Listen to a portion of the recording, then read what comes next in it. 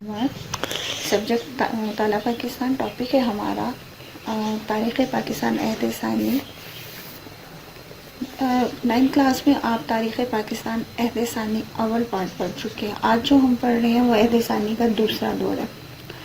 سب سے پہلے ہم اس میں ذوالفقار علی بھٹو کے بارے میں پڑھیں گے کہ انہوں نے پاکستان کا اقتدار کتنے عرصے تک سنبھالا۔ ذوالفقار علی بھٹو نے 1971 سے لے کے 1977 تک پاکستان میں حکومت کی۔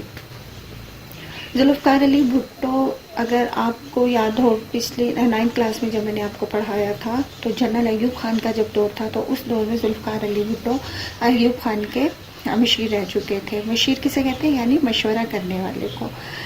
آپ نے پاکستان کی اصلاحات کے لیے بہت سارے کام کیے۔ ذوالفقار علی بھٹو ایک نڈر لیڈر تھے۔ ان کا نعرہ ایک ہی تھا، روٹی کپڑا مکان، یعنی غریب عوام جو ہے اس کے لیے سب سے پہلے روٹی کپڑا مکان، یہ چیزیں ہونا لازمی ہے۔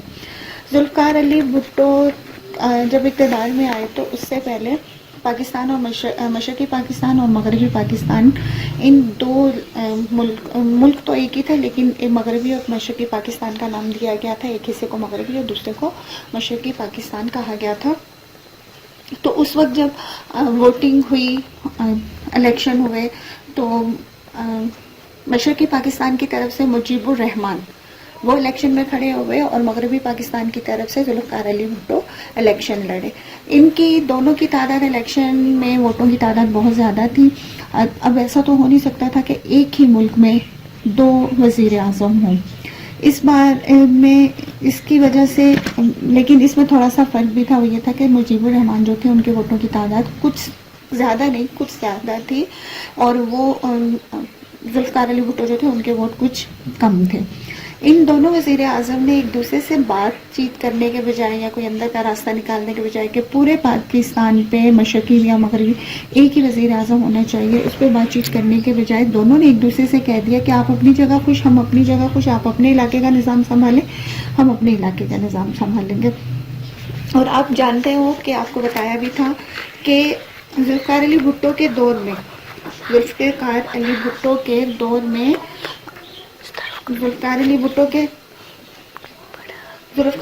کے دور میں سقوط ڈھاکہ کا سانحہ پیش آیا تھا۔ اب سقوط ڈھاکہ کیا ہے اگر آپ کو تھوڑا سا یاد ہو، 27 جنوری 1971 کو ذوالفقار علی بھٹو شیخ مجیب الرحمان سے حکومت سازی پر جب بات چیت کرنے کے لیے ڈھاکہ پہنچے تو ان کے، یعنی وہاں پہ یہ دونوں جو مشرقی اور مغربی پاکستان کے متعلق انہوں نے جو بات کرنی تھی، اس کے لیے جب یہ وہاں پہ ڈھاکہ پہنچے تو ان کے جو آپس میں بات چیت ہوئی ہے، مذاکرات ہوئے، وہ دونوں کے ناکام ہو گئے، اور دونوں رہنماؤں نے ایک دوسرے کے ساتھ سخت طریقے سے بات چیت کی اور سخت لہجہ اپنایا۔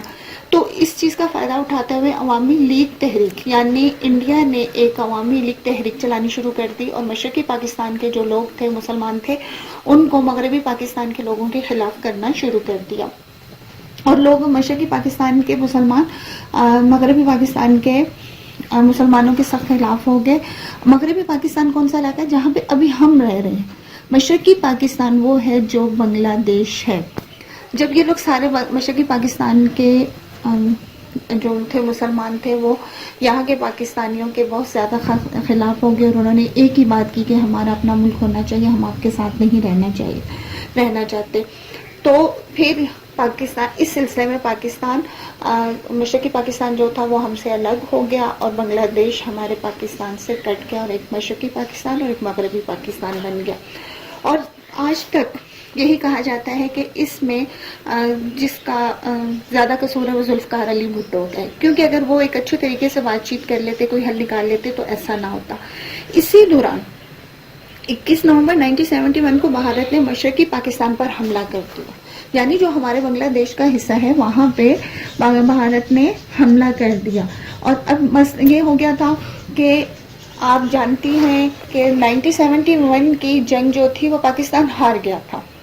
وہ کس وجہ سے ہار گیا تھا؟ وہ اس لیے ہار گیا تھا کہ وہاں پہ جب جنگ چھڑی ہوئی تھی تو گولی کھانے والے بھی مسلمان پاکستانی تھے اور گولی چلانے والے بھی پاکستانی تھے۔ تو پھر ہماری آرمی نے گھٹنے ٹیک دیے، یہ جنگ ہار لی کہ ہم اپنے پاکستانی بھائیوں کو نہیں مار سکتے۔ تو اس وجہ سے پھر جو یہ 1971 کی یعنی 1971 کی وار تھی جو وہ ہم ہار گئے تھے. اس کے بعد جب یہ جنگ کے بعد کافی معاملات تھوڑے سدھر گئے، لوگوں نے آپس میں ٹھہراؤ ہو گیا، سکون پیدا ہو گیا، تو پھر ذوالفقار علی بھٹو نے دوبارہ سے الیکشن کروانے کا سوچا.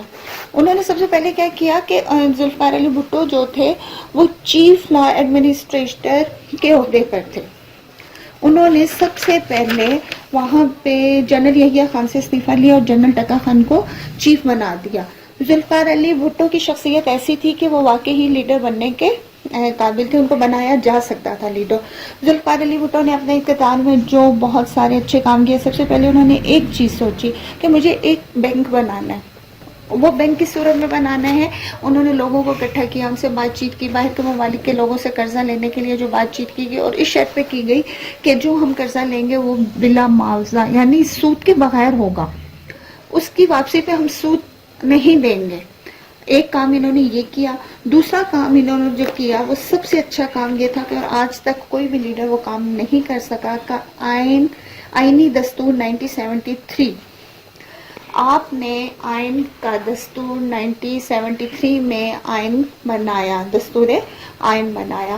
اور جب یہ آئین پہ سائن ہو رہے تھے تو ذوالفقار علی بھٹو نے کہا کہ آج میں نے اپنے موت کے پروانے پر سائن کر دیے. یہ لفظ انہوں نے کس لیے استعمال کیا کہ انہوں نے قادیانیوں کو کافر کہہ دیا کہ یہ کافر ہیں. اور وہ اچھی طرح جانتے تھے کہ قادیانی جو ہے وہ بہت اسٹرانگ قوم ہے اور باہر کے ممالک ان کے ساتھ ہیں. پھر اس کے بعد اور قادیانیوں کی پوزیشن بہت زیادہ اسٹرانگ ہے، مضبوط ہے، ان کو باہر کے ممالک بہت زیادہ سپورٹ کرتے ہیں. اس کے ساتھ ساتھ آپ نے اسلامی ممالک سے تعلقات بہت اچھے بنائے. ان سے سب سے بڑی چیز اسلامی ممالک سے تعلقات اچھے کرنے کے بعد سب سے بڑے کام جو کہ آپ نے شملہ معاہدہ کیا. اس میں یہ ہوا کہ بھارت نے جو 1971 کی جنگ تھی اس میں بھارت نے جو ہمارے آرمی کے جنگی تھے ان کو قیدی بنایا ہوا تھا. اس سے پہلے معاہدے میں یہ چیز بھی کہ ہم آپ کے قیدی واپس کریں گے اور آپ ہمارے قیدی واپس کرو گے. اس کے بعد سب سے پہلے ذوالفقار علی بھٹو نے جو کام کیا وہ تھا ملک میں معاشی اصلاحات. یعنی معاشی اصلاحات میں سب سے پہلے انہوں نے زرعی اصلاحات پر کام کیا.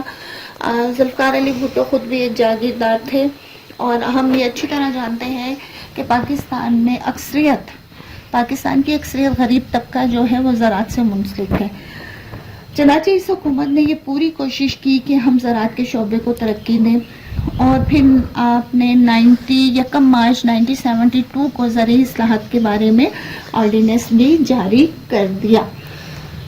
آپ نے یہ تھا کہ جن کے جیسے زمین کی حد ملکیت 1500 ایکڑ نہری، یعنی اگر کسی کے پاس زمین ہے اور اس کی ملکیت ہے وہ اس کی قیمت جو جتنی حد و دربے پہ پھیلی ہوئی ہے وہ 1500 ایکڑ ہے، تو آپ نے اس کو کم کر کے نہری، یہ جو 1500 ایکڑ کی زمین تھی وہ نہری تھی. نہری کس کو کہتے ہیں؟ جو پانی ہم خود جمع کرتے ہیں اور اس کو خود سے ہم آبپاشی کے لیے کھیتوں میں پانی دیتے ہیں، وہ نہری نظام ہوتا ہے ہمارا. اور اس کو کم کر کے آپ نے 150 نہری کم کر کے ایکڑ نہری زمین مقرر کر دی. اور جو بارانی تھی وہ ہماری تھی 1000 ایکڑ، تو اس کو کم کر کے 300 ایکڑ کر دیا گیا. نہری اور بارانی میں کیا فرق ہے؟ نہری وہ جو ہم پانی آبپاشی کا پانی جو ہوتا ہے خود ہم جمع کرتے ہیں اور کھیتوں کو دیتے ہیں، اور بارانی جو ہوتی ہے وہ ہوتے ہیں بارش کا پانی. ہمارے ملک میں بارش بہت زیادہ کم ہوتی ہے، اس لیے زیادہ تر جو ہے وہ نہری نظام کے ذریعے اپنی کھیتوں کو سیراب کیا جاتا ہے. اس کے بعد یہ ہو گیا کہ مظاہرین کی بے دخلی کا معاملہ، یعنی ان کو بلا وجہ آپ اپنی زمینوں سے فارغ نہیں کر سکتے. ان کو آپ کے کھیتوں پہ آپ کی زمینوں پہ کام کرنے کی اجازت دی گئی، ان کو اجازت دی گئی. اور جو کچھ بھی تھا اس پہ جتنا بیج بونا، لگان یعنی کتنا پیسہ لگتا ہے اور اس طرح کی ادائیگی جو تھی وہ ساری مالک نے کرنی تھی. اس کے بعد آپ نے صنعتی مزدوروں کی اصلاحات، روٹی کپڑا اور مکان کے انتخابی وعدے کو پورا کرنے کے لیے بھٹو نے مزدوروں کی فلاح و بہبود کے لیے قوانین بنائے. یعنی جو ہماری لیبر ہے اس کے لیے آپ نے مختلف قوانین بنائے کہ یہ اپنے حق کے لیے لڑ سکتے ہیں. اپنی سرگرمیوں میں اضافہ اور مزدوروں کو ملازمت کا تحفظ دینے جیسی شکلیں شامل تھیں. مزدوروں کو کارخانے کے منافع میں سے، یعنی مزدور جن کارخانوں میں کام کرتے تھے ان کی جو سالانہ انکم تھی، جو منافع تھا، اس میں سے 5% ہر مزدور کو دیے جانے کا بھی اعلان کیا گیا، اور ہر بڑے کارخانوں کے مالکان پر ہر ملازم کے ایک بچے کی پڑھائی مفت کے، یعنی وہ میٹرک تک اس کے اخراجات اٹھائیں گے. اور سب سے مین جو کام کیا گیا تھا وہ ہمارا تھا دستوری آئین 1973. آپ کو امید ہے کہ آپ کو یہ ٹاپک سمجھ آ گیا ہوگا. انشاءاللہ نیکسٹ ٹاپک کے ساتھ دوبارہ آپ سے ملاقات ہوگی. اپنا بہت خیال رکھیے گا. اللہ حافظ.